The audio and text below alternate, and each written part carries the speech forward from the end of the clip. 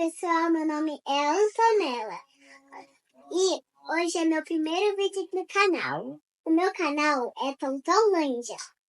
Bora pro vídeo!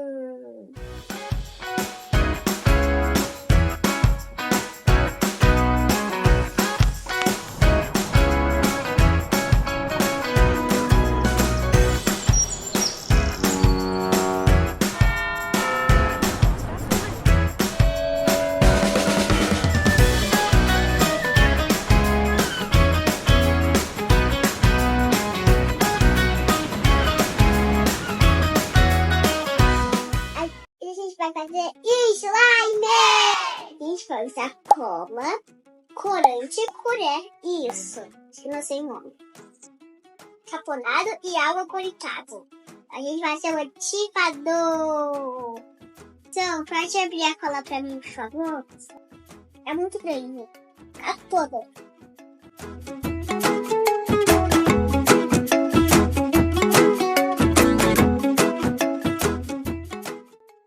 Agora pegamos a colher e mexemos. Galera, é muito importante a ajuda dos seus pais.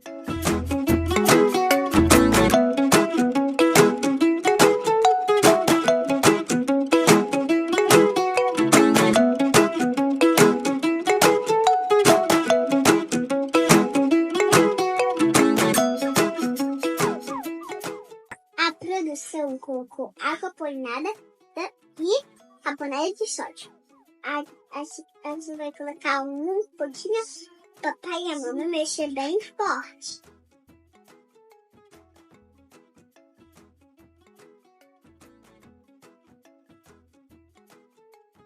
Ajuda aqui, produção.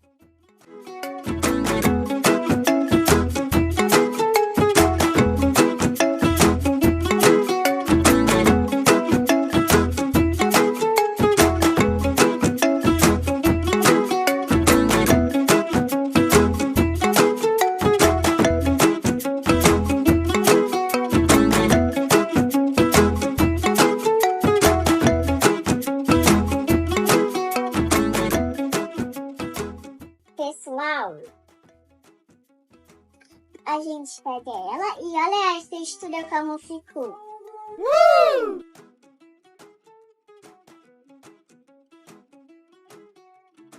Galerinha, é a primeira vez que eu faço slime e deu super certo.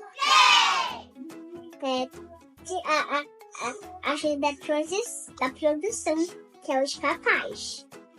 Comenta aqui embaixo que você quer assistir e fazendo bolha com esse slime. Galerinha, olha esse clique.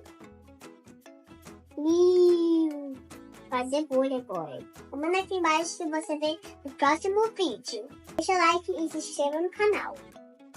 Beijo com pão.